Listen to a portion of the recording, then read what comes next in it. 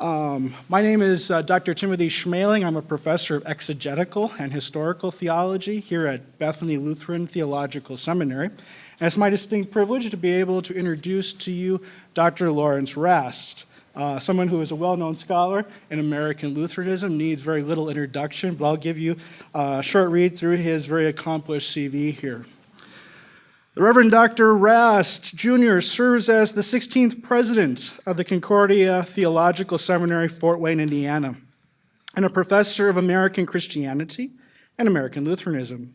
Dr. Rast joined the Department of Historical Theology in 1996 after serving as a pastor in Madison, Tennessee. He received his BA in Theological Languages with a minor in theology from Concordia College, now University, River Forest, Illinois, and his MDiv and STM both with a major in historical theology and a minor in systematic theology from Concordia Theological Seminary, Fort Wayne. In 2000, he received the MA degree, and in 2003, he successfully defended his dissertation, Joseph A. Zeiss and the Lutheran Church in America, earning his PhD in American Church History from Vanderbilt University in Nashville, Tennessee. Dr. Rast is a member of the Board of Directors for the journal Lutheran Quarterly. He is the chairman of the Lutheran Church Missouri's Commission on Theology and Church Relations, on which he has served since 2006. His other professional associations include Editorial Committee for the Concordia Historical Quarterly, President of the Concordia Historical Institute in St. Louis, Board of Governors for the Concordia Historical Institute in St. Louis, Commission on Doctrinal Review, American Society of Church History, Concordia Historical Institute, and the American Academy of Religion. He has authored numerous articles on a wide range of topics with special interest in the growth and the expansion of Lutheranism in the United States in the mid to late 19th century.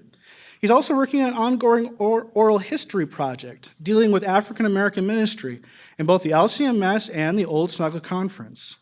In 2012, the Concordia Historical Institute recognized him with the Distinguished Service Award for his dedication to Lutheran history. He and his wife Amy have 3 children, Lawrence III, Carl, and Joanna. And please help me welcome him.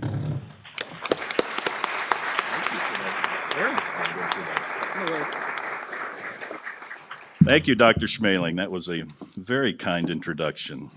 And it's also always a little embarrassing to hear people talk about you that way. But I thank you for the opportunity to be with you this afternoon and bring you greetings from Concordia Theological Seminary in Fort Wayne, from our faculty, our staff, and our students who are preparing to serve God's church as pastors, deaconesses, lay leaders, missionaries, both in the partner churches of the Missouri Synod and in the missions of the Synod throughout the world. It is good to be with you, particularly, and here simply to echo my good friend Dr. Brenner, on the 100th anniversary of the Evangelical Lutheran Synod. It's a good time to take a step back and think about the story, not only of the ELS, but the ELS's partner churches, at least at one point in time, and ongoing relationships that we share. It is really an honor to be a part of these Reformation lectures this year. So thank you for this opportunity. We'll dive right in. 1, introduction. First, it was the 1938 St. Louis Articles of Union. Then came the Saginaw Resolution of 1944. In 1945, the Chicago Statement appeared. Then came the agreement with the National Lutheran Council. Then, in 1950, came the Common Confession. Perhaps these words are familiar. They come from the resolution where the ELS suspended fellowship with the Lutheran Church Missouri Synod in 1955. They read something like a litany, recalling the stages by which, from the ELS's perspective, Missouri abandoned the old paths and disrupted the fellowship of the Synodical Conference. It is the recounting of a kind of confessional Lutheran domino effect, where a series of events ultimately resulted in severing fellowship between the two bodies, with the consequence that 63 years later, we are still experiencing the effects. The theme of this year's B.W. Tigan Reformation lectures is Evangelical Lutheran Synod, Three Perspectives. My particular topic is ELS and LCMS perspective. My specific task is to address how an individual member of the Lutheran Church Missouri Synod perceives the history of the ELS and its relationship to the LCMS. I'm very happy to have the opportunity to address this and thank the committee for the invitation. I'm delighted in that this is a significant year in the life of the Evangelical Lutheran Synod. 100 years is an important milestone in the history of any institution. For a smaller church body like the ELS, it is all the more important. Some have thought of the ELS as a remnant body, a remnant, those remaining faithful to the Word, whatever that might mean for their size in the larger scope of American denominations. For the Scriptures tell us that size is not an infallible indicator of importance. And I believe the history of the ELS and its interaction with Missouri demonstrates just that.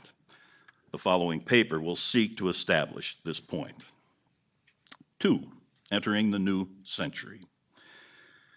An at least five-fold reality confronted the Lutheran synods of America in the early part of the 20th century.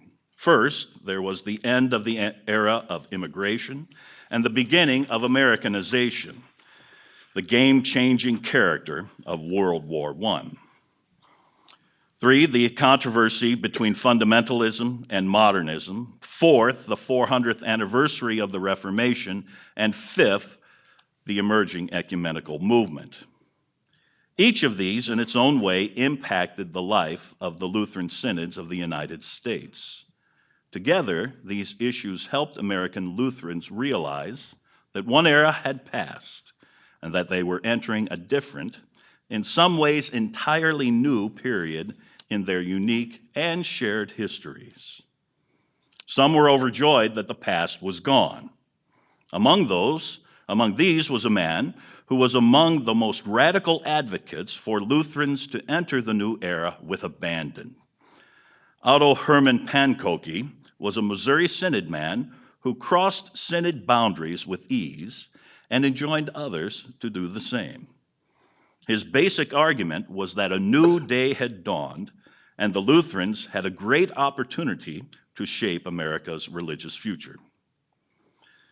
The central overshadowing fact before us, he wrote, of this generation is that the America of our fathers is gone forever. A new social order is here.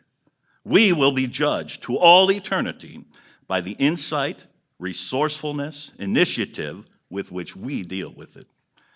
The answers to our tasks are not found in the past, ready-made by others. We must fashion the answers ourselves out of the clarity of our insight into life today, and out of the depth of our devotion to Him who was crucified also for this troubled and confused generation. It seemed that many of the Lutheran church bodies were caught up in the excitement of the era. Take the following as examples. You know this well. In 1917, 3 larger bodies of Norwegian Lutherans, Hauge's Norwegian Evangelical Lutheran Synod in America, the Norwegian Synod and the United Norwegian Lutheran Church of America, joined together to form the Norwegian Lutheran Church of America, the NLCA, later the ELC.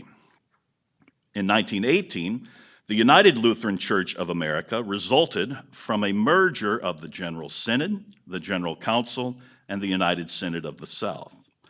Later, it would adopt a position statement that claimed that for fellowship, acceptance of the Lutheran confessions was necessary, but it refused to define whether such subscription was quia or quatenus.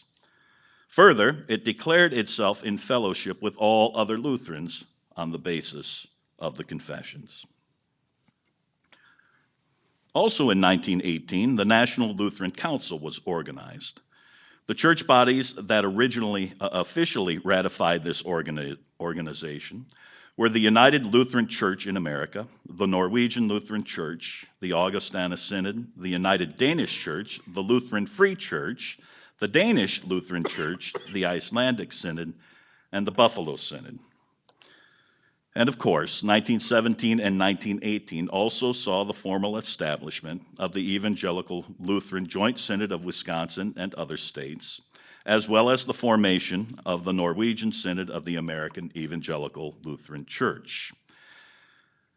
The establishment of what we today know as the ELS was aided to a point by the LCMS. Franz Pieper, William Dow, and Theodor Graebner all advised men who would be affected by the proposed 1917 Norwegian merger on possible paths forward. Thus, when the remnant of those of the Norwegian Synod who could not enter the Union, when they established the Norwegian Synod of the American Evangelical Lutheran Church, it is no surprise that within 2 years they had found their way into the Synodical Conference and fellowship with Wisconsin and Missouri. There was a shared recognition of the inerrant scriptures as the Word of God and an unconditional commitment to the Lutheran confessions as a faithful exposition of the scriptures. Finally, in 1930, the American Lutheran Church, the ALC, old ALC, was formed. The ALC was a merger of the Joint Synod of Ohio, the Iowa Synod, and the Buffalo Synod.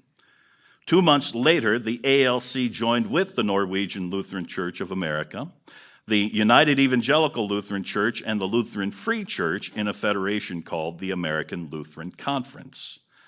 The doctrinal basis of this new conference was the Intersynodical or Chicago Theses of 1928. Both Missouri and Wisconsin had been involved at least tangentially in the discussions leading to the formulation of the Chicago Theses. The result was simply this, that by 1930 there were 3 large groupings of Lutherans in the United States: the United Lutheran Church in America, ULCA, the Synodical Conference, of which Missouri was by far the largest member, and the American Lutheran Conference.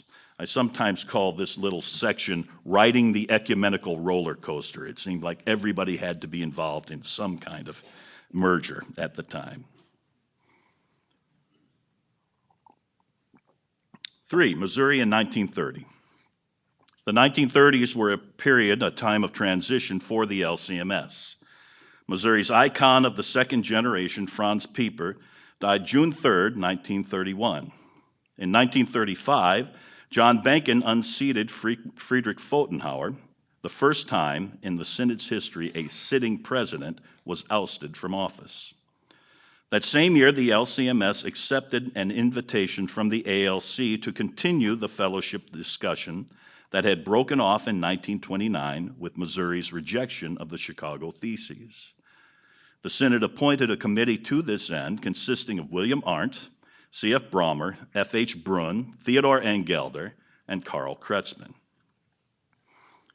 It is a common thing to think of the Missouri Synod as thoroughly unified in 1930. Indeed, some have called it monolithic, but it was not. There were different emphases, movements, hopes, strategies, and activities that characterized the Missouri Synod in 1930. New opportunities for the engagement of the culture would initiate a period of explosive growth, and in 1932, the Synod adopted, with almost no fanfare, a brief statement of the doctrinal position of the Missouri Synod. The Synod was simultaneously old and new. And I always find Franz Pieper's death as kind of an interesting point in this regard. The German version of A Brief Statement was published in Concordia Theological Monthly in May of 1931. The English version was published in June of 1931 in the CTM. So the month of Pieper's death, the English Brief Statement was publicly released. In that setting, it is not at all surprising to hear Dr. Walter Meyer, professor at Concordia Seminary, St. Louis, and new speaker of the Lutheran Hour at that point, make the following statement on what he saw as essential for Lutheran unity. Complete and absolute agreement in all articles of faith is imperative. A church in which one group insistently and unreservedly holds to the complete inspiration of the Scriptures, with all the implications of that doctrine, but in which another maintains that the Bible may be regarded as an infallible norm and rule only so far as it is inspired, in which one group denies the visible millennial presence of our Lord on the face of the earth, but in which another maintains this belief, or in which one division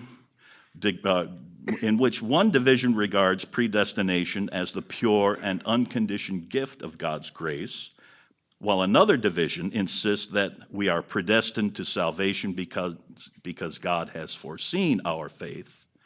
In such a church, with all its external union, regardless of how well organized and coordinated its joint efforts may be, there can be no inner spiritual unity.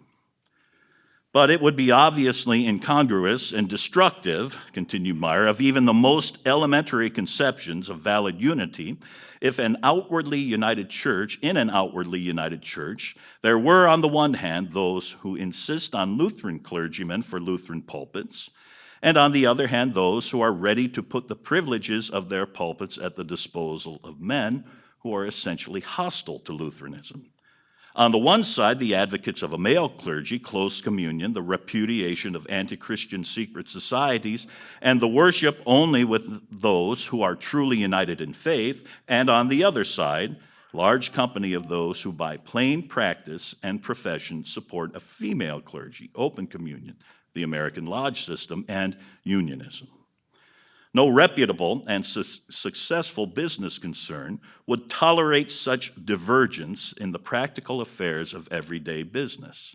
And certainly in the king's business, which is placed under the close scrutiny of a carping generation, the effect of the gospel must not be vitiated by the open contradiction of an antithetical yes and no, when only one alternative of practice can be correct and enjoy the sanction of the Scriptures. This Meyer quote comes from a piece that he actually wrote for an Augustana Synod publication, so he's being very pointed in his rejection of Augustana here. But it was reprinted in the CTM. At the same time, however, there were those who were growing impatient with the pace of the Synod's participation in post-World War I America. They pushed for Missouri to engage other Lutherans in meaningful discussions toward possible union. A spectrum existed within the Synod. Some were radical in their perspectives, others more moderate in what they proposed. Chief among the former was O.H. Pankoke, whom we noted above. Less impatient, but equally committed to Lutheran unity, were the men associated with the American Lutheran Publicity Bureau and its publication, The American Lutheran. The ALPB, as it came to be known, originally provided materials designed to help churches engage their communities in practical ways.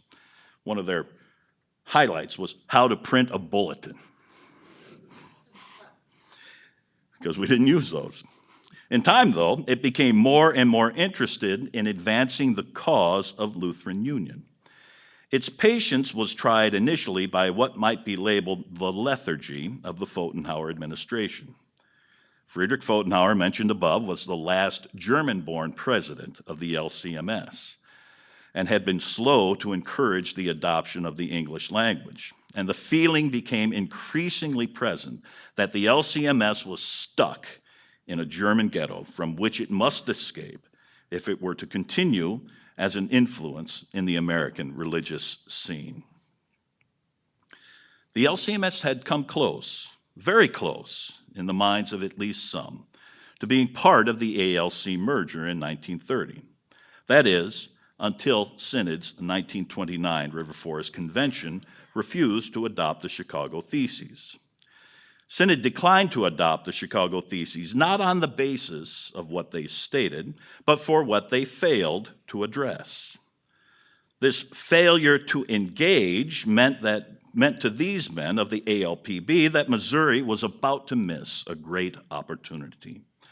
the chance to bring together a sizable portion of American Lutherans over against the more liberal ULCA. Not a few of those who held this position were aligned with the ALPB and its increasing emphasis on Lutheran unity. So in summary, Missouri had multiple hopes and ideas about its future.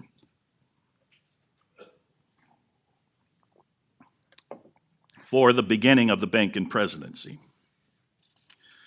When John Benken was elected president of the Missouri Synod at its 1935 convention, it marked the beginning of a new era for the LCMS. Benken, who had served as Texas district president and on the presidium of Synod, was the first American-born president of the LCMS and was, at the very least, open to new methods of connecting with English-speaking Americans. And I'll point you to the footnote there in a very self-serving way, where I note that in Benken's autobiography, this I recall, he actually tells the story of my grandfather's ordination, which occurred in a tent.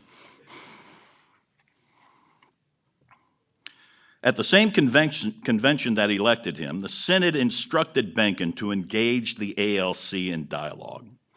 The old ALC had its roots, as we've seen, in the Ohio, Iowa, and Buffalo synods, and in fact, the Joint Synod of Ohio had been for a time a member of the Synodical Conference prior to the outbreak of the predestination controversy in the late 1870s. Buffalo and Iowa both had long, difficult histories with Missouri. But for all the differences, and they were significant, there were no synods in America outside the Synodical Conference closer to Missouri than these three. And so when the ALC was formed in 1930, it is not at least entirely surprising that ecumenical discussions with Missouri quickly followed. Missouri's partners in the Synodical Conference, however, were largely concerned with this move. The Evangelical Lutheran Synod, having had the bitter experience of a compromised merger in the teens, repeatedly expressed its concern to its sister synod of Missouri about the dangers of doctrinal compromise. In 1936, the ELS took up the question of Lutheran unity and published the document that has continued to define its thinking on this subject even to the present: Unity, Union, and Unionism. This document captured the ELS perspective on the contemporary drive towards fellowship and merger, saying, "The forces thus set in motion within the early Lutheran Church, and which have their deep-set roots in natural man's reason and inclination, are today bringing forth a bountiful harvest of indifferentism to and misuse of God's word, of compromise, and of related sins. Throughout the length and breadth of our land, a strong, influential voice is now reverberating, bearing the message, God's moment is now for recognition and fellowship among American Lutherans. Voices are also lifted up in the interest of the whole problem of American church unity, which express the hope that the tide toward a true, free, national church in America may set in." Perhaps fearing or even seeing such indifferentism showing itself already in Missouri, Theses 4 and 5 of Unity, Union, and Unionism stated robustly, and this is number 4, "We hold that intersynodical committees are useful in promoting Christian fellowship only, A, when the various groups or synods have, through their public ministry of the word, given each other evidence of an existing unity in spirit, and it remains merely to establish the fact of such unity and to arrange for some public recognition and confession of that fact. B, or where it is clear that those in error sincerely desire to know the way of God more perfectly." And then Thesis 5, "Where such evidence of unity is lacking, or where it is clear that those in error do not sincerely desire to know the way of God more perfectly, but such committees nevertheless are elected to confer with them with the view to church fellowship, there is grave danger that the work of these committees will result in indifferentism and in compromise of scriptural doctrine and practice. For examples of this, consider the mergers and unions of recent years among Lutherans. The duty of testifying to the truth of God's word and thus promoting unity rests at all times upon all Christians. Compare 1 Peter 3:15. And so the resulting concluding thesis is not at all surprising, at least to me. Thesis 6. Scripture warns us clearly and emphatically against entanglements with errors. Romans 16:17, Titus 3:10, 1 Timothy 6:3-5. Any reluctance to heed these warnings and commands of Scripture is unionism already conceived in the heart, which, if allowed to develop, will result in full-fledged unionism, as history also attests. Is this a warning to Missouri? If it was, and it probably was, it went unheeded, largely, at least officially. In 1938, the Committee on Lutheran Union of the LCMS, established in 1935 at the convention, brought its report to the Synod. It chronicled a series of 6 meetings with representatives of the ALC and noted that these meetings considered primarily the Minneapolis Theses and a brief statement, both of which affirmed in no uncertain terms the inerrancy of Scripture. The report went on to state that the ALC participants had framed a new document for consideration, included in the minutes of the Synod, titled Declaration of the Representatives of the American Lutheran Church. While admitting that the declaration would require careful examination, particularly in light of a brief statement, the Missouri Synod representatives quickly moved on to note the circumstances that might lead to a declaration of fellowship. I'm quoting here. First, action taken by both bodies with reference to the brief statement and the declaration, and then 2, establishment of doctrinal agreement between a brief statement and the declaration on the part of church bodies with which the American Lutheran Church is in fellowship, namely the American Lutheran Conference. 3, submission of the declaration to the bodies comprising the Synodical Conference. 4, smaller gatherings of ALC and LCMS pastors to consider the doctrinal basis for union and issues of practice. It concluded this section of its report by respectfully suggesting, quote here, that Synod pass a resolution approving these points and that it also state its position on the declaration of the American Lutheran Church representatives. Convention Committee 16 made the official reply to the report of the Committee on Lutheran Union. It divided its report into 4 sections and then submitted several resolutions. First, it addressed those areas of significant doctrinal agreement. Here it emphasized 2 points, predestination and inerrancy.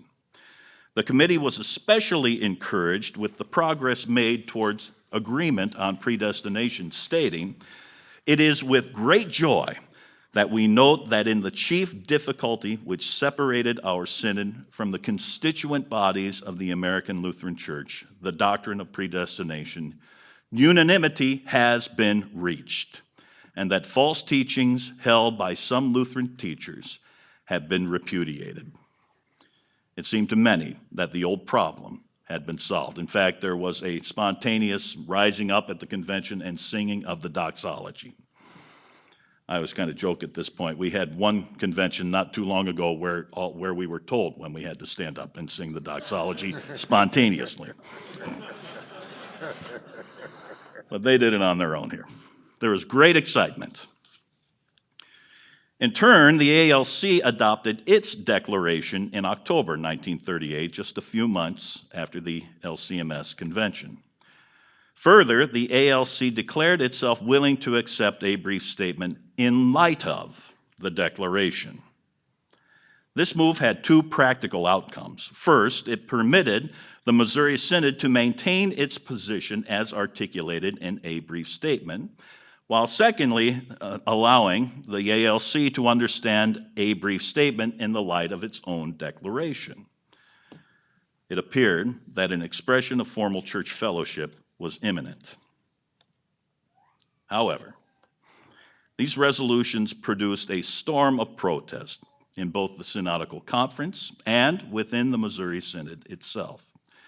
The ELS particularly noted several deficiencies. First, the statement that it is neither necessary or possible to agree in all non-fundamental doctrines. We heard that a little bit earlier.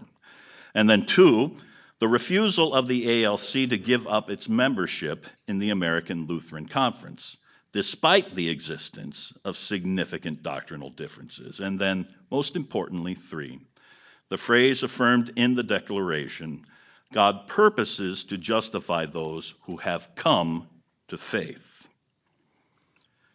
Among the first reactions was the following resolution of the Wisconsin Synod at its 1939 convention. And here's the quote: that the Sandusky resolutions and the Pittsburgh agreement, the agreement reached between representatives of the ALC and the ULCA, chiefly on the doctrine of inspiration, have made it evident that there was no real doctrinal basis for church fellowship between the Honorable Synod of Missouri and the American Lutheran Church, and that under existing conditions, further negotiations for establishing church fellowship would involve a denial of the truth and would cause confusion and disturbance in the church and ought therefore be suspended for the time being. 5, frustration within and with Missouri mounts. The negotiations were continued, and the concerns grew more pronounced. One example of the frustration was that of well-known Missouri Synod professor and theologian Theodore Engelder. As noted above, Engelder was a part of the committee appointed to work with the ALC in 1935. By 1941, he was frustrated to the point that he resisted President Benken's requests to continue to serve on that committee. He explains his reasons in a note to Benken as follows: since you spoke to me last week, I have been seriously considering the matter, but I can come to no other decision. Today I received your letter asking me to serve 3 more years on the Committee on Doctrinal Unity, and much as I regret it, I must repeat that it will be impossible for me to serve. I am convinced that because of the Pittsburgh Agreement, the Sandusky resolutions, and the additional reservations made, the action at Minneapolis, and the fact that we could get no straight answer on the question of objective justification, not even on this important matter, a halt should be called in the negotiations. The fact that Synod took a different view, did not change my convictions. Besides, my usefulness on the committee is ended. What I could and would say on the need of calling a halt till those important matters were settled would make no impression on the Joint Committee. They would tell me that the body which I represent is not back of me. In view of this, I will not go through the agony of another 3 years opposing members of our own committee and facing the prospect of having all my efforts nullified in the end. You can hear the frustration. It's very real.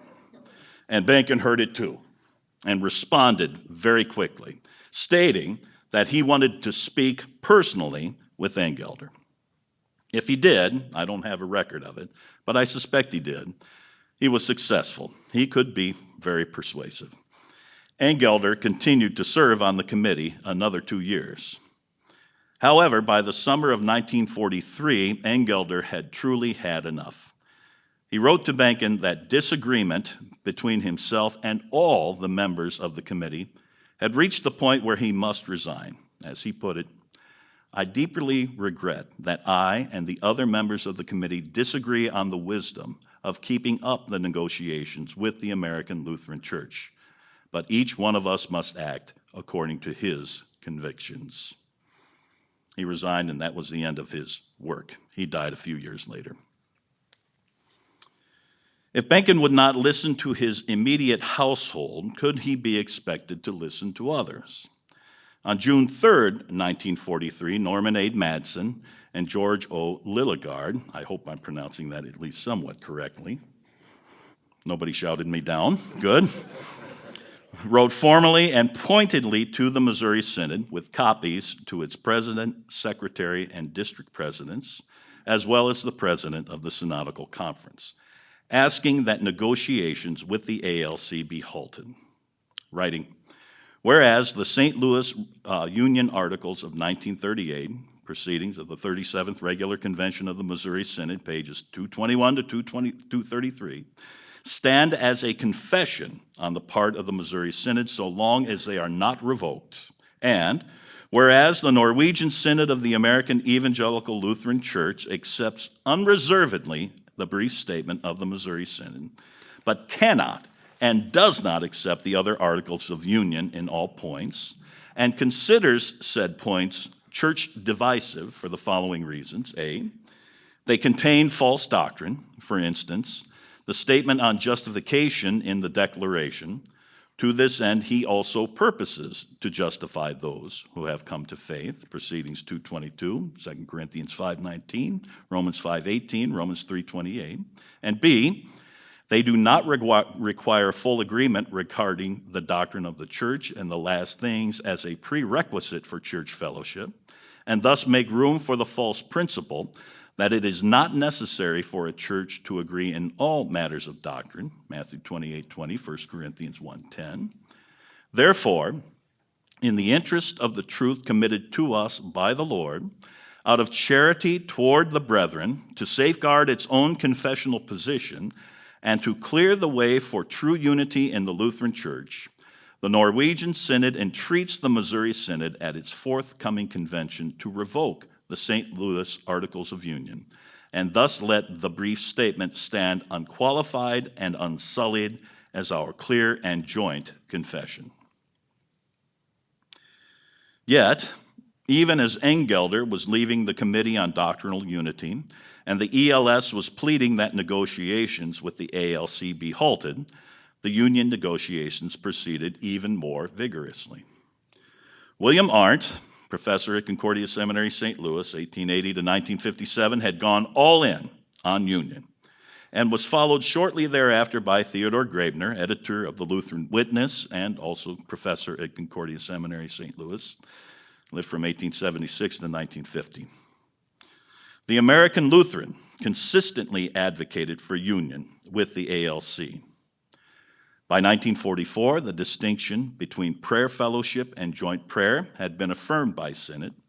In 1945, a statement appeared signed by 44 leaders in the Synod, including district presidents, the former president of the Springfield Seminary, and several sitting professors at Concordia Seminary, St. Louis. A statement rejected the traditional interpretation of Romans 16, 17, and 18, argued that fellowship decisions should be made at the local congregational level, and argued in its own way that agreement in non-fundamental doctrines was not necessary for church fellowship. In other words, it sounded, at least to some, like the argumentation of the ALC had found a home in Missouri. What would President Bacon do? It appeared that the LCMS might divide on the way to celebrating its centennial. In response, Bacon first appointed a committee of 10 and 10, 10 men representing the president of Synod and 10 signers of a statement. They met a number of times over a course of a series of days at different points, and finally came back to President Bacon and said, "We can't agree." So at that point, when the resolution was failed to be brought about between them, Bacon's presidium met directly with the 10 signers of a statement and persuaded them to withdraw the document as a public basis for discussion. And this word withdraw then became very much an issue. There were many among the statementarians, as they came to be called, who were afraid this would be interpreted as retraction. And Bacon and the Presidium were very clear to say, no, in no sense does this mean retraction. On the other hand, there were those among the President's 10 who said, withdraw really means nothing at all. How is it that you can withdraw a document from conversation? It doesn't cease to exist. It's been said. We all know it. But in the setting of 1946, coming close to the centennial celebration, the 100th anniversary of the Missouri Synod, I think in one sense, President Bacon did not want to preside over a split. So, when Bacon's Presidium met with the 10 signers, they persuaded them to withdraw the document as a public basis for discussion. That kept things together through the 1947 convention, where Missouri reaffirmed a brief statement and actually tempered the status of the 1938 Fellowship Resolution. Bacon would always make the point, I had the authority to implement the 38 resolution. I never did. But talks with the ALC continued, and concern with and within Missouri increased. A failed doctrinal affirmation was supplanted in 1950 by the Common Confession. The Common Confession was received in some ways as the Chicago Theses were some 21 years earlier. Much of it was acceptable, but it did not adequately and specifically address some of the older theological concerns. That is, it was fine in terms of what it said, but what it lacked was to address the things that had been truly at issue. What it failed to say was the problem. So again, the question was, what would President Bacon do? And again, he pressed forward. At a meeting of the ALC Commission, the LCMS Committee on Doctrinal Unity, and 8 district presidents from each of the 2 bodies, President Bacon offered up a summary of the history of ALC-LCMS fellowship discussions. He titled it, The Way We Have Come. It would be published more than 10 years later, and in, of all places, the Concordia Historical Institute Quarterly. So kind of an interesting historical artifact. But it's an important document in its moment. Disappointingly, to me, descriptive. Anticipating Bacon's autobiography, he merely notes, and here's a quote, that I hope that my humble efforts will serve to recall some of the important features of these negotiations, and thus furnish at least a partial background for our present discussions. Why the desire only to remember? Why not offer meaningful insight into the challenges and opportunities, the hopes and disappointments that this process offered? We get little insight into the man Bacon himself and what drove him in the midst of the rapidly shifting and admittedly challenging circumstances of emerging Lutheranism in the critical period, 1930 to 1960. In other words, I'm wishing he would have said more and more specifically. The one hint, perhaps, that he offers in this piece is the seemingly offhand comment on the impact that immigration might have had on the shape of 20th century Lutheranism. He said, someone has said that if all the Lutherans who came as immigrants to our country had remained loyal to the church, there would probably be something like 20 to 25 million Lutherans in the United States today. On the one hand, there is that typical Missouri drive towards growth, and it really does characterize our synod, and I would say in a good sense. In 1961, shortly before Bacon retired from the presidency of the LCMS, Missouri had finally overtaken the ULCA as the largest Lutheran synod in the United States, but that victory was short-lived. For in 1962, the merger that resulted in the formation of the Lutheran Church in America, the old ALC, well, that merger put Missouri back into second place. It really bugged John Bacon. I get it. It wasn't fair. We're growing by starting churches and expanding, and they were merging. That's just not how you do it.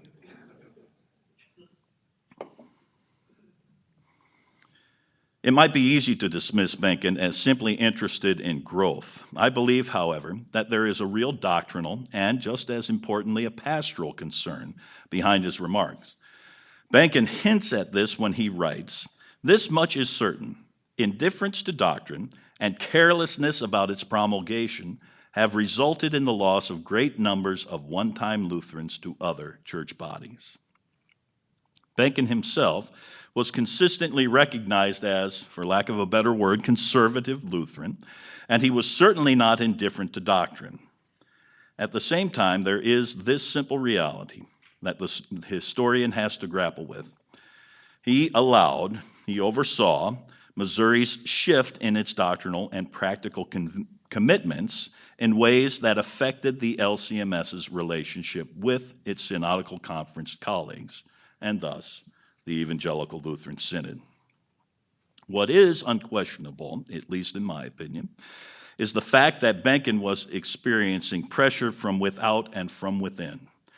He was beset by increasingly intense expressions of dissent within Missouri. At one end of the spectrum, there were those who were convinced that an adequate biblical and confessional basis for fellowship with the ALC existed, and existed now. Earlier concerns about ALC positions had been dispelled in their minds, largely through repeated contact with ALC men. The iron was hot, and the time to strike was now. Knowing that there was at least a portion of the American Lutheran Conference, if not within the ALC itself, that leaned towards the United Lutheran Church in America, these men, often associated with the ALPB, pushed as hard as they could for speedy fellowship with the ALC. It would bring the ALC fully within Missouri's orbit.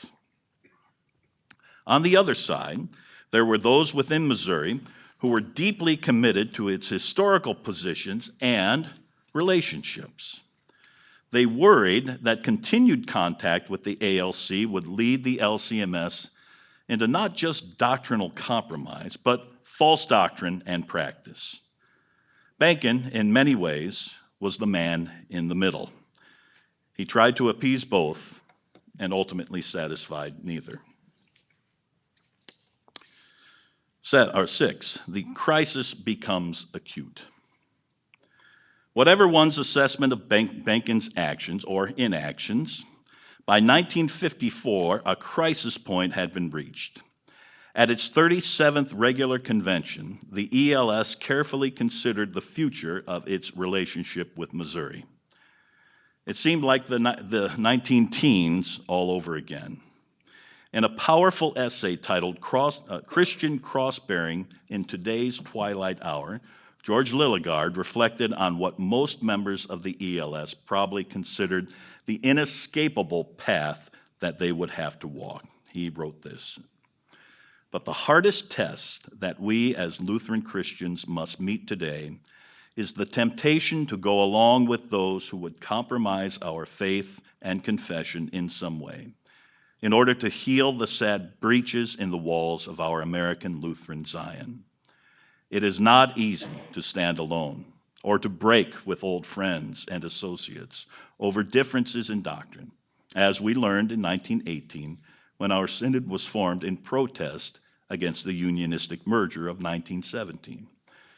There were many then whom we knew as staunch Lutherans, but who fell by the wayside, leaving but a pitiably small minority to carry on the teachings and principles of the old Norwegian Synod.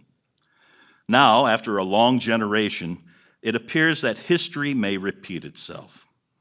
We may have to decide again whether to stand alone rather than compromise the doctrines and principles for which our synod has stood for a century. If we do find ourselves forced to separate from former brethren, we may be sure that we will again hear the cry, "The Norwegian Synod has no right to exist. It is a separatistic sect. It should not leave those who, after all, are as orthodox as anyone else." no doubt we will be exposed to even greater opposition and ridicule than in 1918. It will surely not be an easy cross to bear for any man.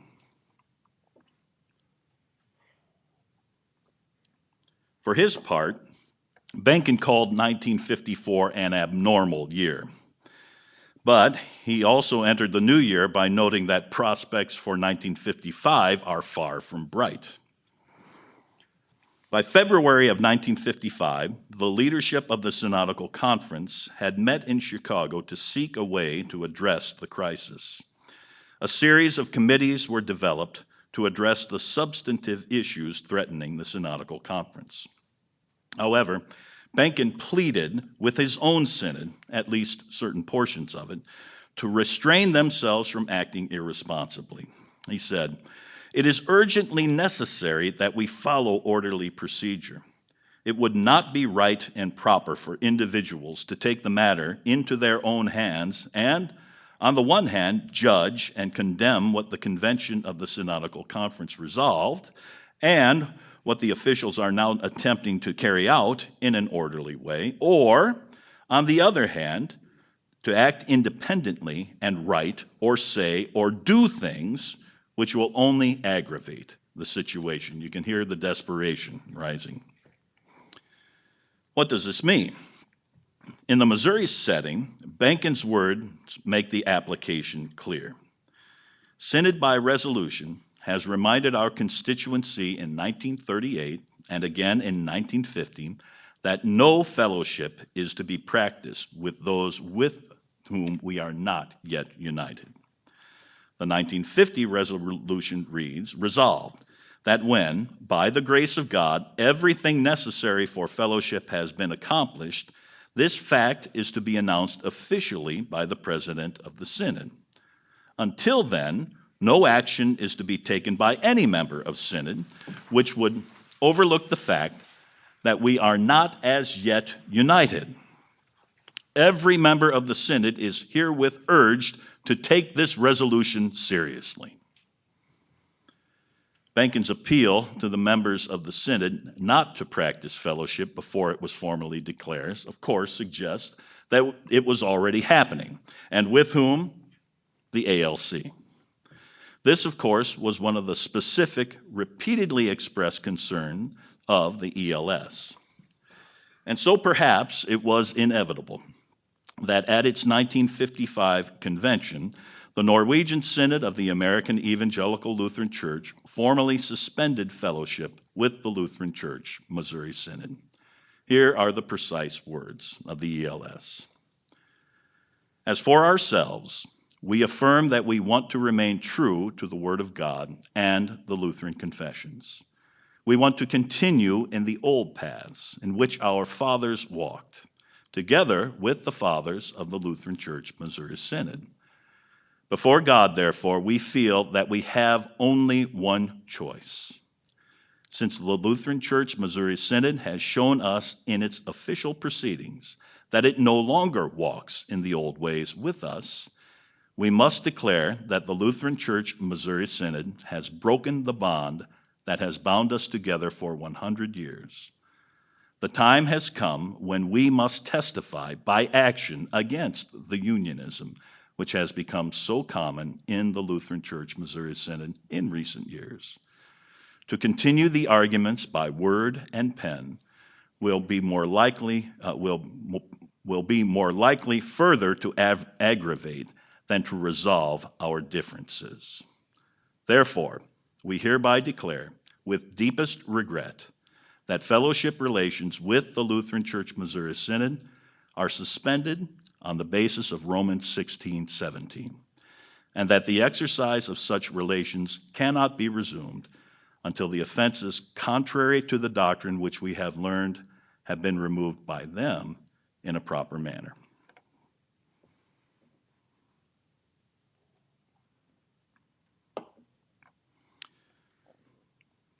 I was tempted at this point to put in the text, what would President Benken do? President Benken described the report of the ELS's action as shocking information. Noting the various charges included in the larger ELS resolution, Benken claimed that they were made but never proved, and he continued, "We definitely deny them."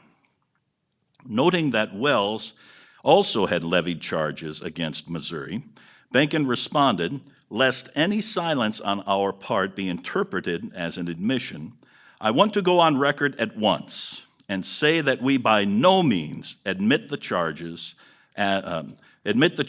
which you have now printed and which you are presenting to your convention."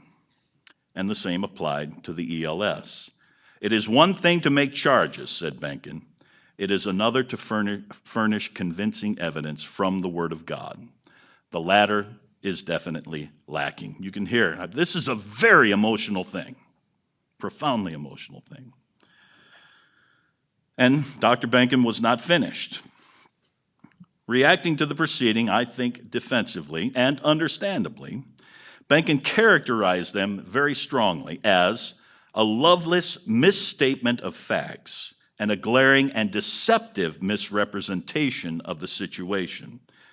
And he promised to do two things for the readers of the Lutheran Witness, his Missouri audience. First, that there would be a refutation of the charges, and he said, in the next issue of the Witness. And second, that discipline has been practiced and is being practiced today by the proper officials. In the end, his basic point was this: we are shocked, we are saddened beyond words. Personally, I certainly share and understand President Benken's sadness. It is a sadness that many in the Missouri Synod still share. But I wonder, should he have been shocked? By this time, the Missouri Synod had been involved in discussions with the ALC since 1935, 20 years. It had passed the controversial resolutions on union with the ALC in 1938, and though it tempered them in 1947, it continued to meet with ALC, and after the 1944 distinction between prayer fellowship and joint prayer at the Saginaw Convention, had prayed with the representatives of the ALC. There were the doctrinal affirmation that had failed and the common confession which had passed, as well as agreements with the National Lutheran Council and the exploration of relations with the Lutheran World Federation. And there were other matters as well. So why the surprise? Well, it's easy to armchair quarterback as an historian, but we have to take John Benken at his word. For his part, I am convinced that he was shocked and that he was personally confident that the charges had not been proven. That, however, may indicate the degree to which he had been influenced, knowingly or unknowingly, by others within the Synod who were arguing for a broader understanding of the practice of fellowship. We still need a really careful examination of John Benken. So, what would President Benken do now? The Synodical Conference was fully disruptive. The ALC was on the verge at this point of halting discussions with Missouri because it was now fully committed to merger negotiations with the Evangelical Lutheran Church, the 1970 merger body, the United Evangelical Lutheran Church, and later the Lutheran Free Church. E. Clifford Nelson, church historian, locates a key moment in a meeting that occurred in 1957 between Presidents Schatz and Schuh, ELC and ALC respectively, and John Benken, along with A.H. Grum, one of the LCMS VPs, that Benken described later as a conversation with regard to the possibilities of beginning doctrinal discussion with the groups planning to merge into the American Lutheran Church, the Reformed ALC. So helpful, isn't it? The ALC was formed in 1930. Spun off from that shortly thereafter was the American Lutheran Conference, so the ALC created the ALC, and then when it reorganized itself in 1960, it created the ALC. So at least for the 1960 one, we say TALC, TALC, trying to make a distinction. All right, so Schatz and Schuh, Benken, and Grum come together, and they have their conversation and discussions, the possibilities of Missouri beginning doctrinal discussion with those groups, creating the new ALC. Nelson identifies this as the first public utterance regarding an alliance between the Missouri Synod and the projected American Lutheran Church. If he is right, meaning Nelson, and I believe he is in this instance, then Missouri's path was set as of 1957. What could have been the possible motivation for such a move? Here again, quoting Nelson, a footnote from his treatment of Lutheranism in North America in 1914 to 1970. He writes, on June 25th, 1957, the writer, E. Clifford Nelson, returning to Minneapolis from a speaking engagement in Iowa, was seated on the airplane next to a highly placed member of the Joint Union Committee who produced an article from the Chicago Tribune and commented, "Why wait till 1960? We are ready to unite with Missouri now. As soon as this plane reaches Minneapolis, I'm going to Fred's office and tell him to get on the next plane for St. Louis to talk to Benken. If we can persuade Missouri to join its strength with ours, we'll show Mr. Fry who is king." The Mr. Fry here is Franklin Clark Fry, second president of the United Lutheran Church in America, and shortly to be the first president of the Lutheran Church in America. Within a few years, it seemed that Missouri was determined to move not only into fellowship with the ALC, but ultimately into a relationship with the LCA. Nelson's Lutheranism in America, 1914 to 1917, operates on the assumption that fellowship between the LCA, ALC, and LCMS is the larger story of 20th century American Lutheranism.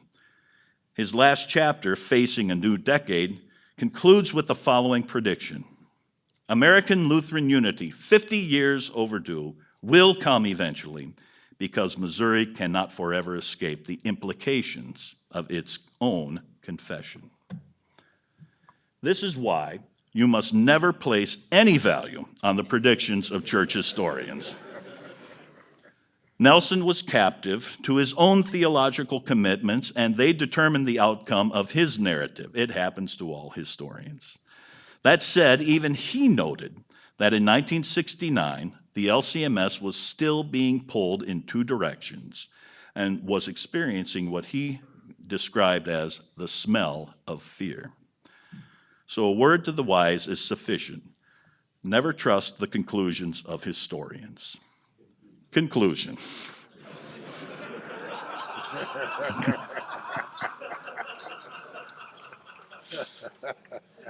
So please allow me to conclude. I'll do so by raising a question. What do we make of all this? Obviously, Nelson's prediction was simply wrong. Rather than coming together, American Lutheranism has fragmented in the new century. True, Missouri finally declared fellowship with the ALC in 1969, but it then moved to protesting fellowship in 1977 and broke off fellowship with the ALC in 1981. Shortly thereafter, the ALC merged with the Lutheran Church in America and the Association of Evangelical Lutheran Churches, the AELC, of 1976 into the Evangelical Lutheran Church in America, 1988. However, that avenue of conversation between Missouri and the ELCA has actually closed more and more. In 2001, the LCMS stated that the ELCA could no longer be considered, quote, an Orthodox Lutheran Church body, end quote. And that's 2001 Resolution 321A. In fact, since 2010, relations with the ELCA have cooled to the point that joint discussions are no longer held. However, as most of you likely know well, informal conversations are continuing between the LCMS, and WELS. They've been held since 2012 and have been fruitful in helping us get to know one another again. I've been a part of all but the first of these conversations, and speaking only for myself, I have found them to be encouraging beyond my expectations. Several years ago, participants were able to publish a report on the meetings of ELS, LCMS, and WELS leaders 2012 to 2015. Under the heading Plans and Hopes for the Future, the participants reported, in view of the progress we have made, we intend to continue to meet to pursue additional topics. The tone of our discussions has been positive and friendly. We have come to a level of mutual respect and trust. Perhaps God may guide us to a reestablishment of fellowship at some point in the future, a goal for which we pray and work. But even if we are not able to practice church fellowship, we have found benefit in talking together about church work, in patiently trying to understand the issues better, and providing a measure of encouragement in our lives of repentance and fidelity to Scripture. Gradually, we may also look for ways to include others from our synods in these intersynodical discussions. Around us in America, we see a culture that is increasingly hostile to Christianity. It is good to be in conversation with the few who are still committed to confessional Lutheranism. This is something that the LCMS especially has been trying to do around the world, bringing Lutherans together and encouraging them to be faithful to the Scriptures and the Lutheran confessions. While any talk of fellowship is premature, these informal conversations have helped dispel stereotypes and have helped us to re-engage in a meaningful way the issues that continue to divide us. What might come of it all? Honestly, I do not know. More than that, I will not attempt any long-term prognostications, lest any future historian note my failure in providing an accurate prediction. I will, however, say this. The witness of the ELS has played, and I hope will continue to play, an important role in inter-Lutheran conversations amongst those who bear the name of the great reformer in North America. We do not carry the name Lutheran because of the man. We seek to confess faithfully what he recovered in the 16th century Reformation, namely the divine and unchanging biblical truth that Jesus Christ is the same yesterday, today, and forever, and that we are saved by grace alone, through faith alone, because of Christ alone, as taught in Scripture alone. As ELS enters its second century, I am thankful for the role it has played in the North American Lutheran setting, and I look forward to the continued fruitful conversations as we move into a challenging future, but a future already established by the will and purpose of our gracious God. My hope is that we will not need a future generation of church historians to continue to untangle the knot of Lutheran relationships. My prayer, and I suspect it is also yours, is simply that our Lord Jesus would fulfill his promise soon. He who testifies to these things says, "Surely I am coming soon." Amen. Come, Lord Jesus. Thank you for your attention.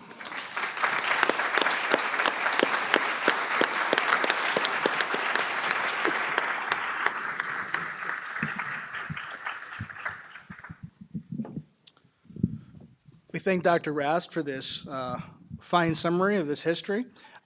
We have some time to take some questions at this point. Notice that there is 2 live mics here on each end.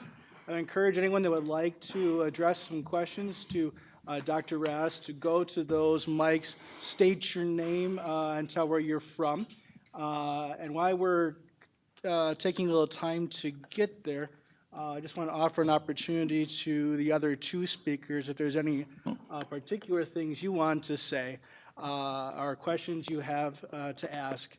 In addition, keep in mind that there will be a large discussion period tomorrow at 2 p.m. Any rebuttals?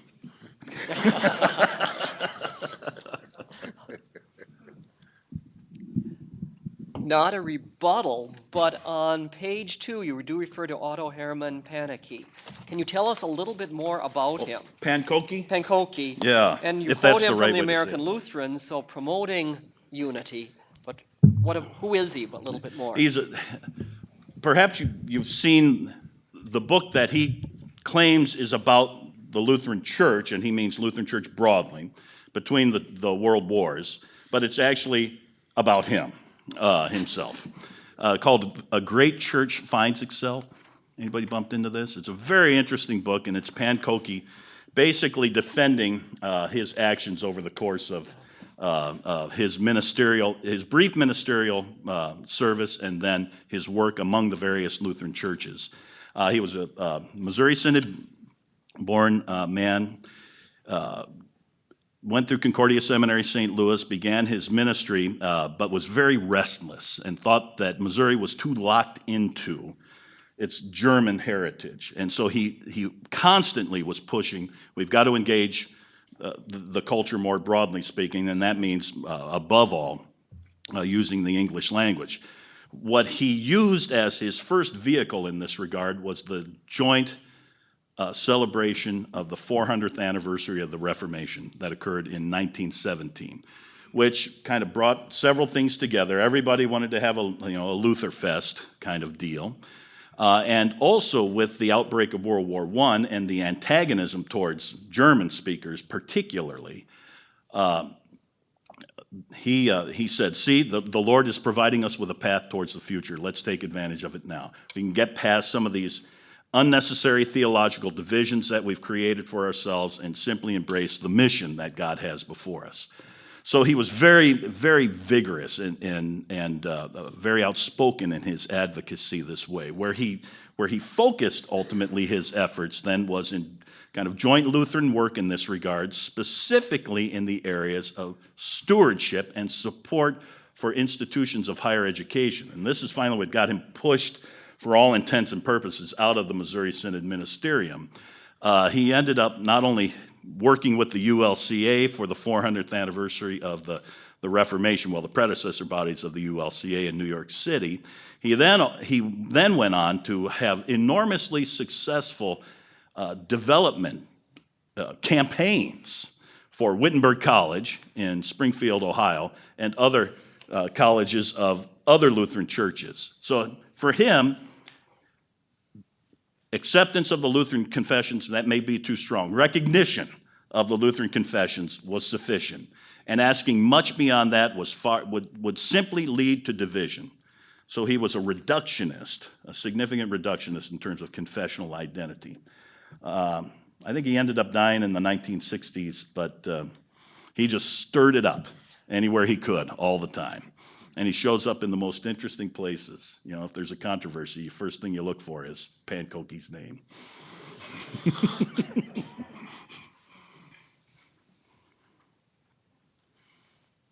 Over here, please, Erling.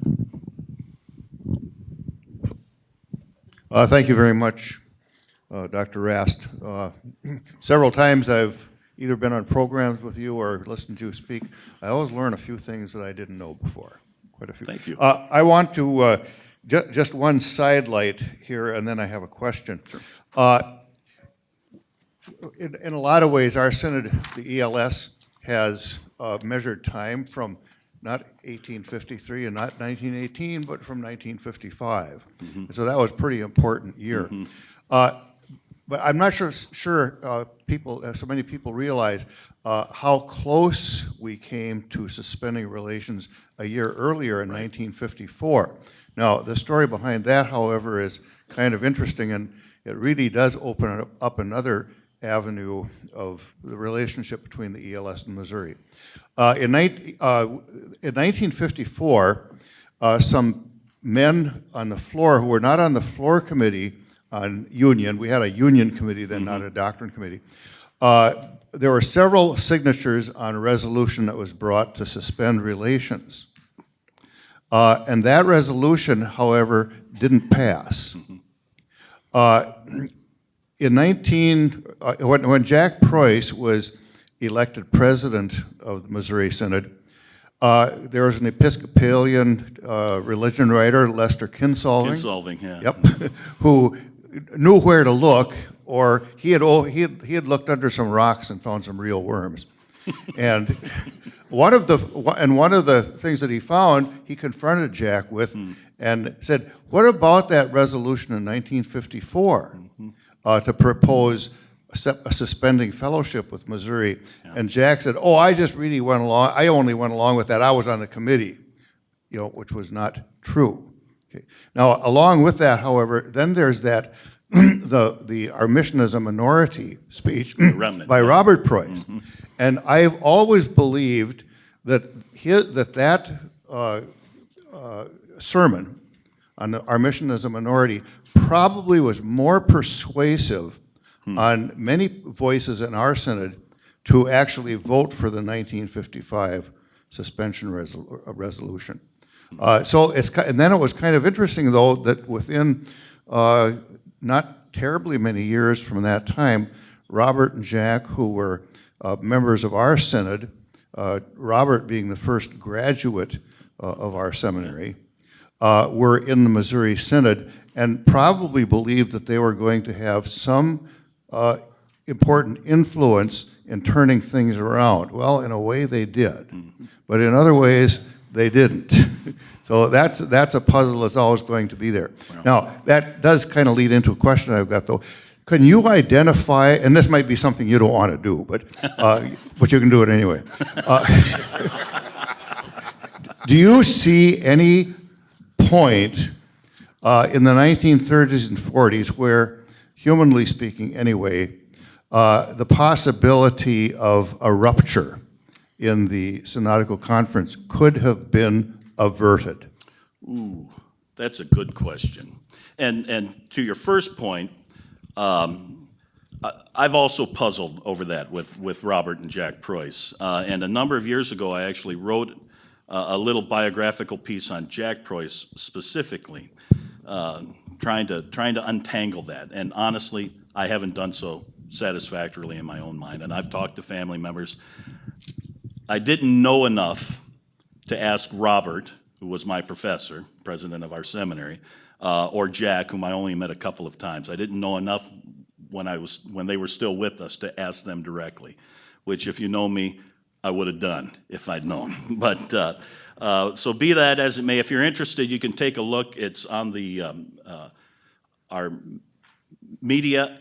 Let's see, I'll get this wrong. media.ctsfw.edu will give you a web page that you can search the entire Concordia Theological Quarterly, and if you do Rast and Preuss, that article ought to pop up. And some of the thoughts I have on that, and the process specifically by which Jack was called to Springfield. I did a lot of work in our archives on that to try and tease out some kind of indicator there. But I'm still not satisfied in my own mind, as I said. So to the other point, which is very intriguing, was there a point where the synodical conference rupture could have been avoided? And I'm kind of taking that, if Missouri had behaved and acted in other ways than it did. And here, and I do this very, very, again, I do it very advisedly. President John Bankin was in an incredibly difficult spot where Missouri had grown and now was growing again. He presided over the Missouri Synod in its second great period of growth, when it effectively, from 1930 to 1962, doubled in size. And it just exploded. And there's a little footnote in here, I think I put it in here, that says that there's a problem that kind of gets created in the mind of many Missourians. That's this. Things are going great. We're opening a new church every 3 days. Every 3 days, a new congregation is founded in the LCMS at certain points in its history. Our membership doubles. So what could possibly be wrong? You know, there's some loud voices over here, and there's some really loud voices over here too.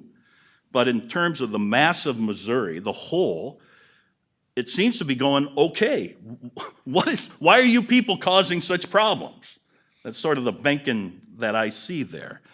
And I try and be very sensitive to that, and recognize that, you know, it's easy from outside a position to criticize the action or inaction of somebody inside a position. That being said, I think it really came down to John Benken seeing clearly what was at stake, and he had a variety of advisors, a variety of people to whom he looked, and he was receiving consistently contradictory advice from these people. For example, the Engelder memo that I mentioned to you. There are several others, and they're heartfelt expressions on Engelder's part to Benken. Don't do this. I'm not going to do this anymore. You can't expect me to do this kind of thing any longer. And there are equally heartfelt responses from Benken. I need you there as our chief dogmatician, for example. But then there are other people that Benken is listening to, William Arndt, who becomes convinced of the fact, and I think it's an honest conviction, I think he's wrong, but I think it's an honest conviction, that sufficient doctrinal agreement did exist between the ALC and the LCMS for us to go forward with church fellowship. And Benken is hearing that from, they're both professors at Concordia Seminary, St. Louis. So how do you weight the differing advice? Well, one thing that Engelder does is to remove himself, and so that voice is lost. Arndt continues on. The other side of it is, and I alluded to it a little bit within this, is that how do I put this gently? There's no way. After you get through 38, 41 kind of puts the lid partway back on within the Missouri Synod, but 1944, the Saginaw Convention in 1944 just blows, from that point forward, it's turmoil in the LCMS, and Benken's desperately trying to keep the thing together. From that point forward, the disappointment of the conservatives, and I'll use that language because that's what they call themselves, the disappointment of the conservatives in Benken's failure to act leads to virulent expressions against him. So that at every point, no matter what he does, he is attacked. And so after a while, who's going to listen to that? Right? And so I know that's what they're going to say. I don't even need to hear them say it anymore. And that, of course, causes the rhetoric to increase and the volume to increase and so forth. So John Benken, who himself is a relatively conservative Missouri Synod guy, is being pulled into a position by virtue of the relationships that he has that is not entirely what I would have expected, the direction I would have expected him to go, but he's not receiving the kind of advice that he might have otherwise, simply due to the nature of the conversation and how I'm trying not to use pejorative words, but there's just a breakdown, a communication breakdown that has occurred. So the opportunities are there at any number of points, and maybe this will get to it fully, the internal relational realities of the Missouri Synod make it so that the synodical conference kind of conversation really isn't going to have the ultimate impact. What I mean by that is synodical conference matters have become secondary in respect to simply trying to keep Missouri itself intact. So if you're going to go for that, you're going to, if you try and keep the synodical conference together, you're going to split the Missouri Synod. That simple. So Benken says, I'm going to try and keep the Missouri Synod together. And the casualty will be synodical conference. That's where I'm at today. I'm still working on this. It's really complicated. It's really difficult. And John knows this. I mean, you're trying to work through the personal records and the archival materials of the people who are involved. And you get these momentary glimpses into their emotional state. We tend to read, here is the doctrinal statement of X. These are people we're talking about. And they get angry, they get frustrated, they're hurt. All of those kinds of things work into this too. And then trying to untangle that, 70 years later is a little bit challenging. I hope that helps a little bit, but it was there. Those chances were there. And maybe I ought to say this at this point, since it sounds like I'm beating up on John Benken. I owe John Benken, humanly speaking, my life in two senses. He introduced my grandfather and my grandmother to one another. Literally. Bankin I mentioned he talks about my grandpa's ordination in this I recall. He had oversight for my grandfather in his placement as a church planter after my grandpa graduated from Concordia Seminary, St. Louis in 1924. And then when my father was graduated from the University of Texas and was looking for a position as a piano teacher, it was John Bankin who twisted Marty Koenigke's arm at River Forest to give him a job, even though there wasn't actually an opening. But they were all old buddies from Texas, right? And so Koenigke said to Bankin, send Rast kids up. And my dad came up to River Forest. He started to teach. He met a very attractive woman from Chicago with the extremely Lutheran name of Kirkpatrick. And they married. And here I am. So in two senses, I own John Bankin my life, humanly speaking, once more. But so I don't, when I work on these things, I do so from a very kind of personal posture and try and understand, yes, the theological matters that we're deeply involved in this. You can't get away from those. But also what it meant for a person to be in that kind of position and to deal with what seemed to be an absolutely intractable problem. That was a longer speech than I meant to give, sorry. There's Galen, please. Dr. Schmeling. Thank you very much for your essay. We appreciate it very much. I'm going to go back on the attack of poor Bankin. In comparison, in your mind, if someone like Pfotenhauer had become the new president, would have things been considerably different? And if you'd like to kind of explain the difference between Pfotenhauer and Bankin. Pfotenhauer is kind of a hero type for me, Well, maybe you should then. Things certainly would have been different. There's no question about it. That's simply reality. So whether the committee that was established in 1935, the Committee for Lutheran Union, would have had the same members, if it would have had the same kind of responsibilities, if it would have been received in the same way, my answer is probably none of those. So Pfotenhauer's leadership would have changed those things in basic ways. In fact, he may not have even implemented it. Presidents, I'm a president, so I know how this works. You're told, go do this thing, and you say, I'm getting to it, right? But don't tell my Board of Regents that. There's a former member here, so I can say it to him. But no, so in all seriousness, there are different ways that you handle these things. And I mentioned in Bankin's case, he had the authority to declare. He was given the authority by the 1938 convention to declare fellowship with the ALC when he was satisfied that the issues still outstanding had been resolved, and he never did it. He didn't exercise that authority, and that aggravated the if you will, if you had the conservatives, you had the other side, and they were saying, why don't you do this? And he said, we're not ready for this.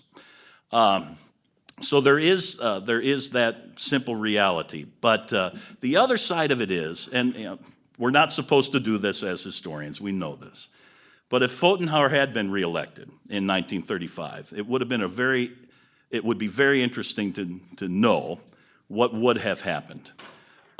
Because on the one hand, you'll often hear the statement made in Missouri Synod history that politics didn't actually enter the Missouri Synod until 1969 in the election of Jack Preuss. That's not true.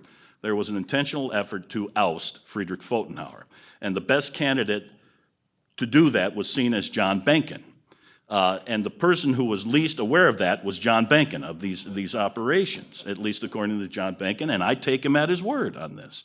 So much so that he was approached by one of the leaders in his congregation at Trinity in Houston shortly before the 35 election, who said, hey, I hear you're going to be the next president of the Synod. And he said, well, we don't know anything about that, but because Pfotenhauer has allowed his name to stand, he'll be reelected here in a few weeks in Cleveland. And the layman reportedly says to him, we'll see. So there was a concerted effort to remove Pfotenhauer and bring in Bankin. Why? Well, Bankin wasn't this, he didn't eat nails for breakfast, or anything like that. He was a very, very compassionate, well-spoken man. Everybody saw him as kind of a classic Missourian. He also, but at the same time, he was very interested in outreach, very dedicated to expanding the church and its impact in American society. So he had that aspect of his work that was very pronounced. But when the elections actually began at the 35 convention, and this will show you both men.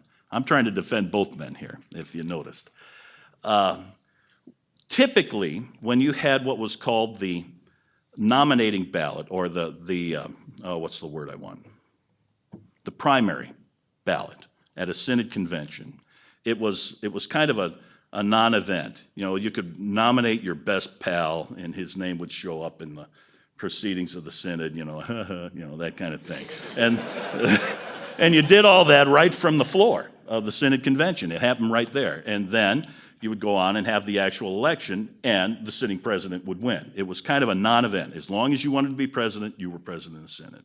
What changes with the nominating ballot, the primary ballot with Pfotenhauer in 1935, is he actually has a majority in the nominating ballot, but allows it to go forward as an election.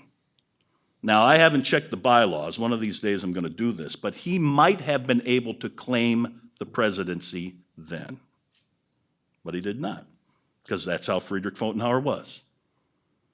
So he allows the election to go forward. And when the election goes forward, he, in the first ballot proper, he has a substantial lead, but not a majority. The second ballot, his lead is decreasing significantly, and then he loses on the third, if I'm not mistaken. At each of those points with the ballots, and of course this was in the old days, it's not like today, right? When you press the button at a Missouri Synod convention, everybody looks at the screen, like that. And it takes 7 seconds, the bar goes down and then boom, and it's over. This took a lot of time because you had to tally the votes and all this kind of thing. So as they tally the votes the first time, Benken comes to Pfotenhauer and says, I would like to speak to the convention. And Pfotenhauer says no, because he knows what he's going to do. He's going to withdraw his name. Pfotenhauer says no. So they have the second ballot, and the thing is still outstanding.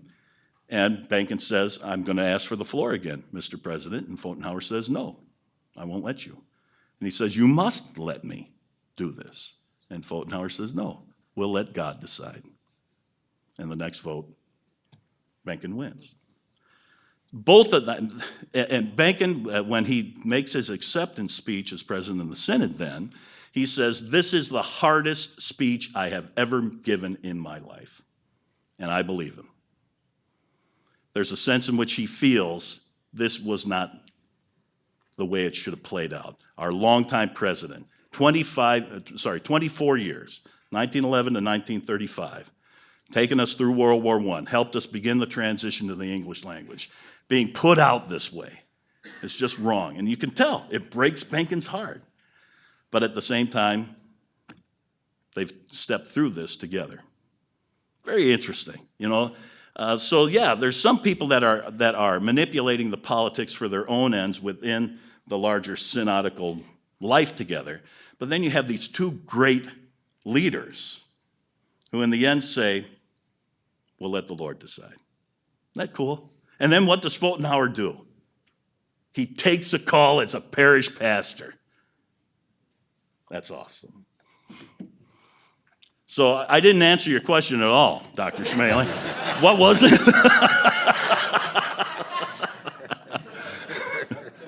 Pretty typical, yeah. Thank you. Sorry. Yes, please. So thank you for your talk. I'm interested in Walter Meyer. Yeah. Great speaker he was. At one time, I guess he filled up the stadium there in Chicago. Chicago Stadium, yeah. So Soldier I'm just Field, wondering, yep. Both. how is this transition? It would have been nice if the Missouri Synod could have stayed in that position of being, he's kind of the chaplain of the country. But Billy Graham kind of took over. Do you have any thoughts about how that happened? Oh, golly. How long do you have? You've heard how long the last two answers have been. That's another place where we need a really good biography of John Benken, a careful one, and one that is critical but at the same time sensitive, and one also for Walter Maier, and in that regard. He hit it just right in terms of taking advantage of the technology, namely the radio, and presenting himself in such a way that was accessible to Americans, broadly speaking. Now, what's that mean? Well, he's from Boston originally. He's from the East Coast. He's a brilliant guy. He has a doctorate from Harvard. He speaks in such a manner that it's compelling, even while it puts other people off. There's maybe you know the story. Eleanor Roosevelt actually accuses him of being a fundamentalist at one point in a column that she writes. And he responds with the sermon on the Lutheran Hour, "You too should be a fundamentalist." And it's right at her. I mean, the guy's fearless in that regard. So in one sense, I would say, there's this interesting, and I don't mean this pejoratively, free radical loose in the Missouri Synod during this time too, and that's Walter Maier. He's preaching on the Lutheran Hour. In the 1940s, he's actually given release time from his teaching responsibilities at the seminary by the Synod's board of directors, so he can continue to speak and process all the mail and that kind of stuff. Honestly, and I don't mean this in a negative way either, Walter Maier becomes, by 1940, the public face of the Missouri Synod. Not John Benken, but Walter Maier. When people are flooding into the Lutheran Church Missouri Synod in the 30s, 40s, 50s, they go because they're looking for a sign out front. And it says what? Church of the Lutheran Hour, not the Lutheran Church Missouri Synod, which was the name after 47. But you get my point. That's what was drawing them in. Now, that created kind of an interesting relationship between Benken and Maier, as you might imagine. Well, like I said, that'd take us too long to unpack that whole thing. But you do have this really unique time, it seems to me, in American history. There are all kinds of predictions about the triumph of Lutheranism, if you will. And Benken hinted at that in that quote that I shared with you here. There would be up somewhere between 20 and 25 million Lutherans in America if we would have kept all the immigrants. He's thinking about that. Others are saying, regardless of how many immigrants there are, the Lutheran Church in the United States is going to be the largest Protestant church in America by the year 1950. These kind of predictions are regularly made. Now, I would venture today, you don't think that way, right? 70 years later. What do you think? We're holding on for dear life, that kind of thing. But back then, there was this incredible optimism about the future of Lutheranism, and Walter Maier was one of the reasons for that. So much so that he ends up in the Saturday Evening Post and in Collier's magazines, large reports on Walter Maier.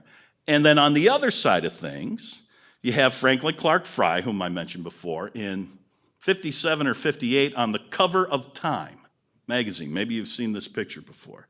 And in the article that accompanies the picture of Fry on the cover, he is called Mr. Protestant. So you have, as if you will, the public face of mainline Protestantism, a Lutheran, Franklin Clark Fry, ULCA. And you have the public face of evangelical Protestantism, Walter A. Maier. Think about that.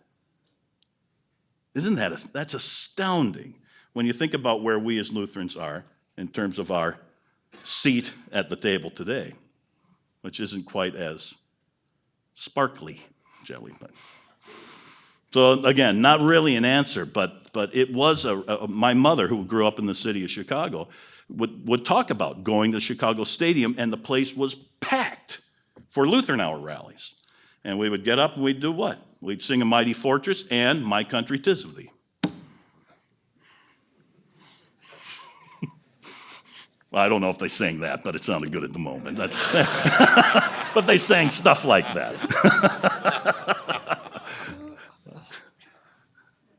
So it's hard for me to kind of put myself into that mindset, frankly, where there is this kind of optimism, and we are going to overcome. But I think that's part of what drives John Benken, very honestly. Why are we killing ourselves with this other stuff when we have this opportunity in front of us? Anybody else? Yes, please. President Molstad. Yeah, John Molstad here in Mankato, and thank you so much for your essay, Dr. Rast. Thank you. Couple things I wanted to draw attention to. You mentioned that you quoted George Lilligard back in 1954, 55, and he was talking about the cross that we'll have to bear too, as there was the suspension then with the relationships from ELS perspective, suspending relations with Missouri Synod in 1955, and he's writing, I think, in 1954 about it.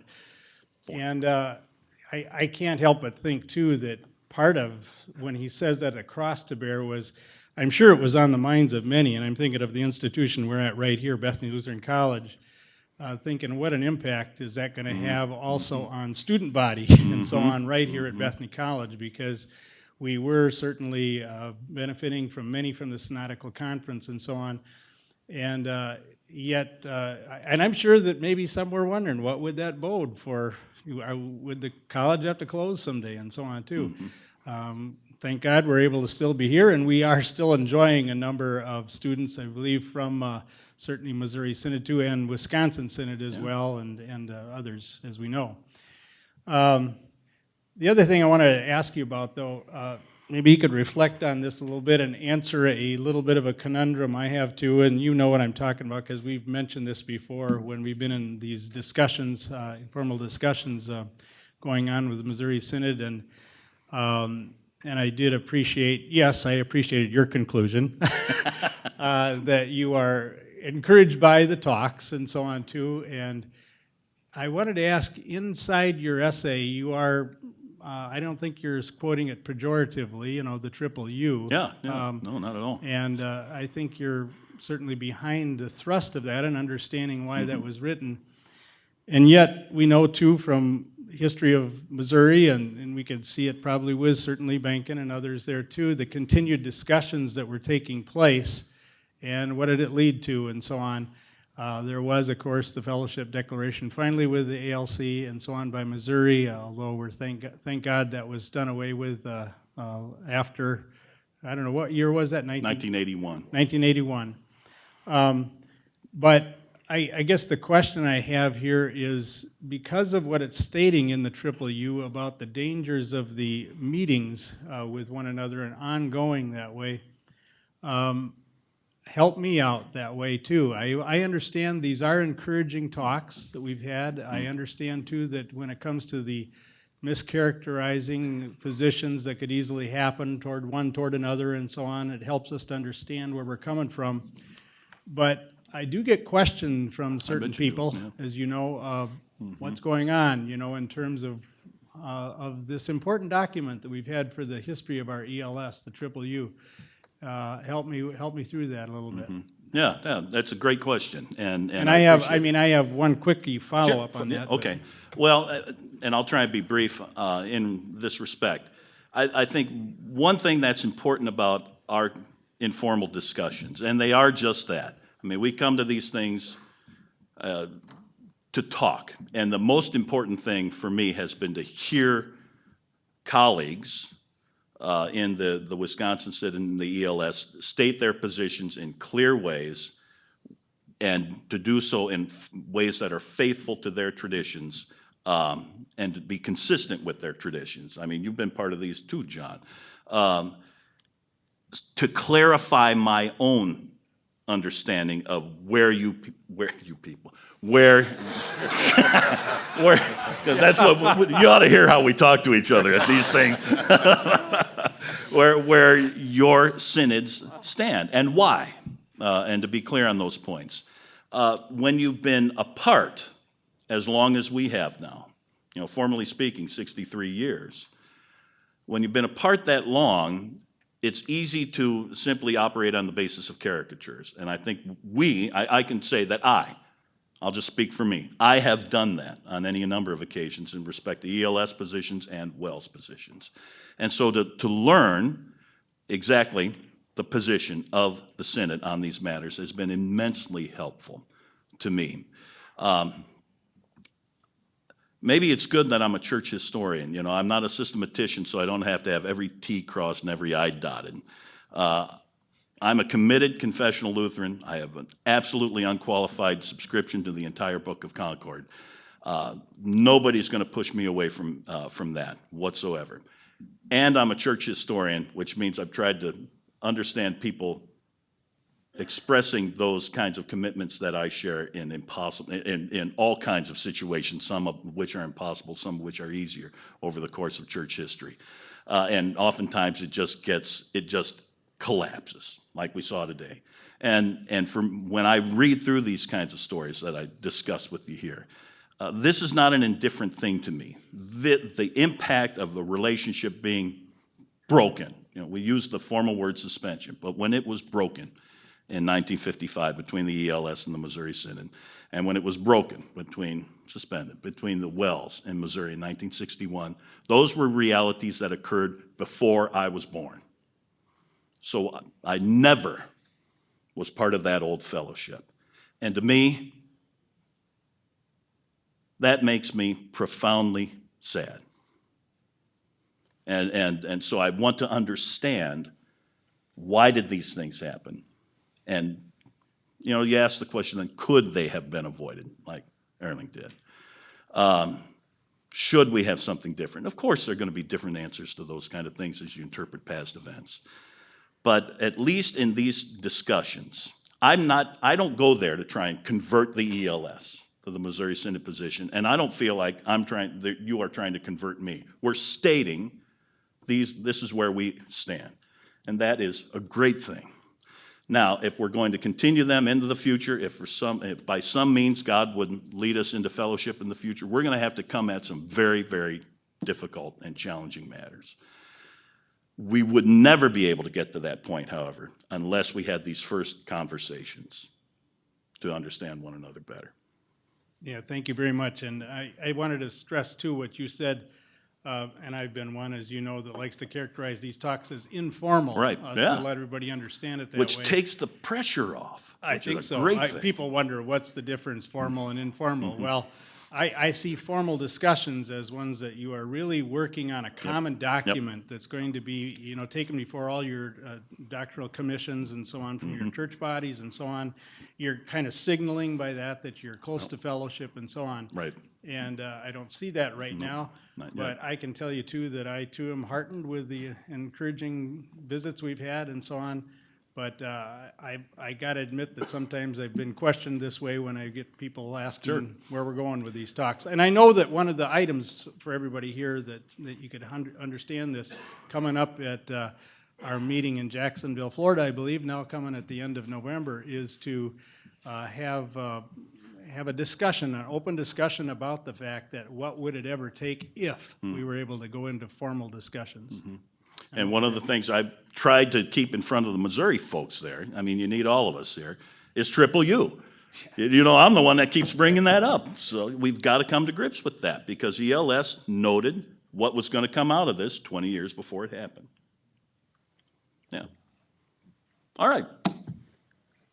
Anybody else?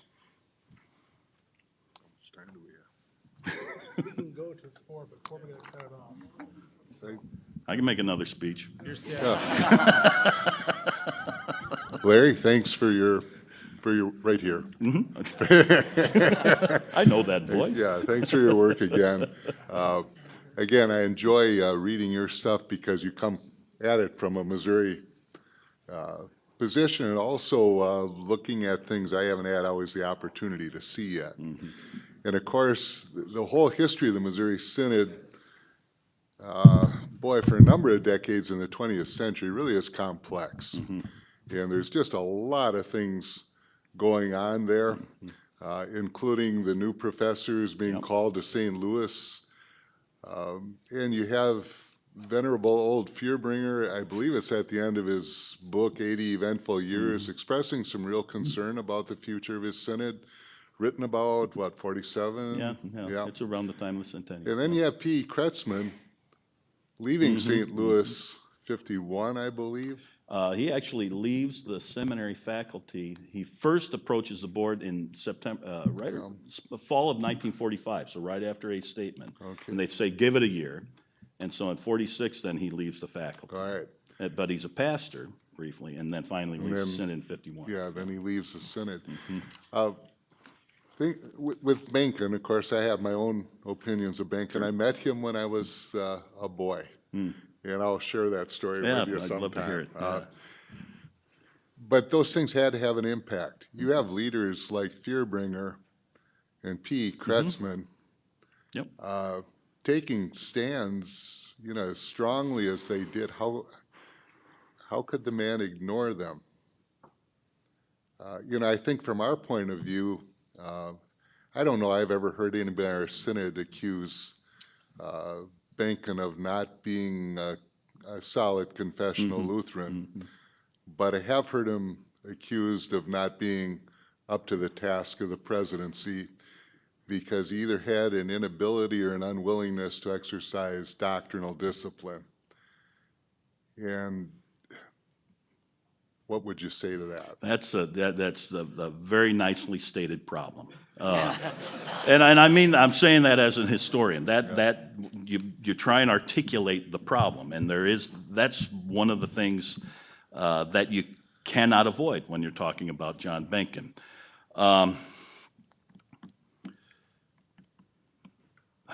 I had a thought when you were talking. I thought this might be a way to pursue this.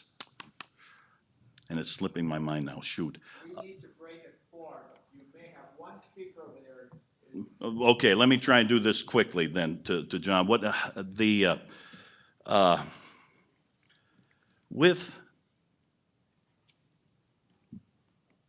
when I've alluded to this a little bit earlier. When P. Kretzmann leaves the faculty at St. Louis, he leaves a position, a powerful position, where he has a voice. The St. Louis faculty in the 1940s has oversight of just about everything in the Missouri Synod, official Gutachten opinions, the Lutheran Witness editorialship, all that stuff runs through the St. Louis faculty. And when a statement comes out, and you have a number of St. Louis profs on there, that has an enormous effect on the Synod's view of what's going on at the St. Louis Seminary, so much so that you get the first Synod resolution asking for an investigation of the St. Louis Seminary in 1950 already, for different reasons than comes along later. But John Benken saw the presidency, and I think you heard it in the one quote I had from him here. He wanted people to channel their frustrations through his office. And in the Missouri Synod, you can never control anyone. So when he said, let's handle it by these means, that's one of the ways he gets the statementarians to withdraw a statement, is to say we will produce materials and guide the discussion through the president's office. And they say, well, we'll agree to that because at least we'll have the conversation. He's also saying that, as you heard in that quote that I had, in the meantime, one, don't write or say or do things that are going to inflame the circumstances. And what do all the people in the Missouri Synod do?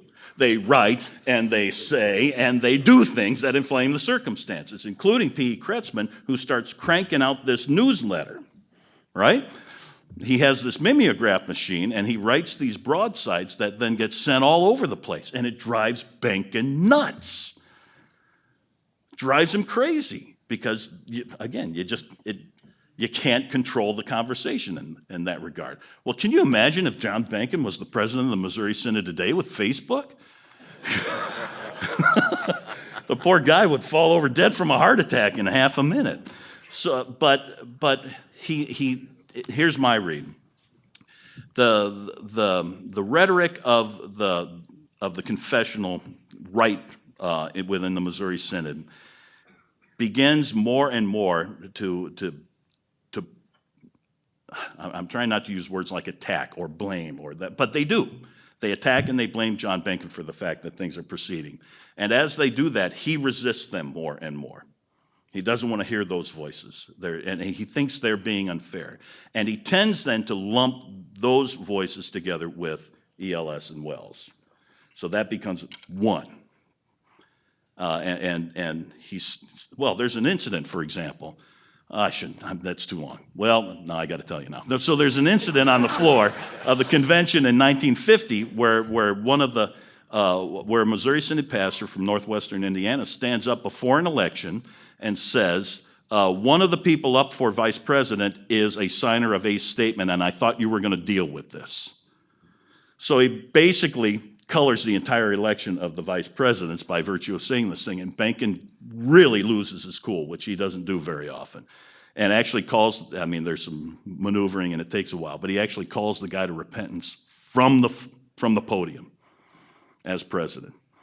Says this is sinful. That's the kind of place you end up as the rhetoric reaches that particular point.